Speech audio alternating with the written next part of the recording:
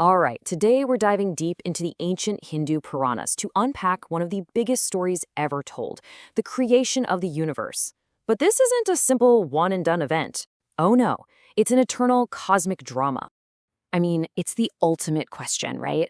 Where did everything come from?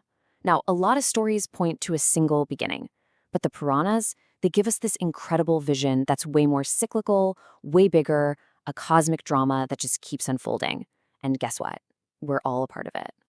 So, to really get this, we have to go back, way back, to a time before the beginning, a state that existed before time itself. So, what was there? What did it look like in that primordial state?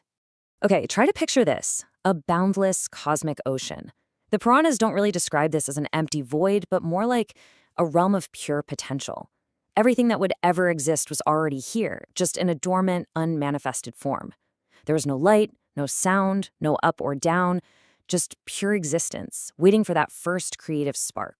And out of this sea of pure potential, that first impulse toward creation finally happens. This is where we meet the grand architect of the Puranic cosmos, the deity known as Brahma. The origin story here is just fascinating. So the story goes, a golden egg, a Hiranyagarbha, appears on these cosmic waters. And from it, Brahma the creator emerges. But he wasn't born from parents. He basically willed himself into being. That's why he's called Svayambhu, the self-born. This brings us to a really key idea. The Sanskrit word for this whole process is Sarga. And it's important to note this isn't creation like a single event.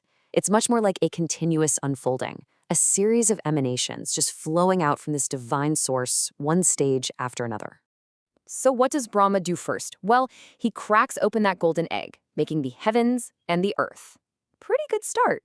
Then, from his own mind, he thinks into existence the Prajapatis. These are the original progenitors, the lords of creation, whose job is to help fill this new universe. And then, amazingly, from his own body, he gives rise to the very emotions and qualities that will define life itself.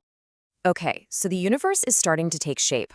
But now we need to understand the fundamental forces that make it all tick. You can think of them as the operating system for reality itself. These fundamental forces are called the Gunas. They're basically the three essential qualities that make up all of nature, or Prakriti. Seriously? Everything in existence, from a rock to a thought, is some kind of blend of these three attributes.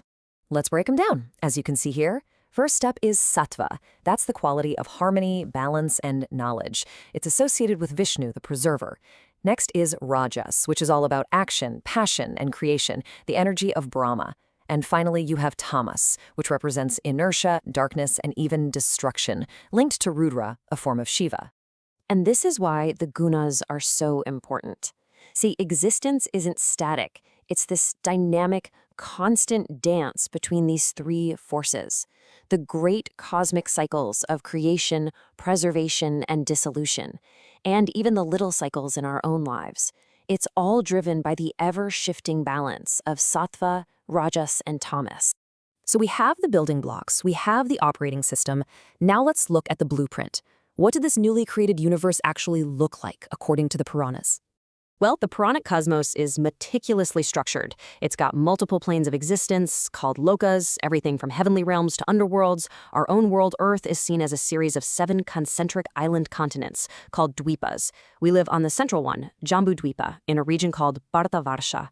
And right at the very heart of it all stands a massive cosmic mountain.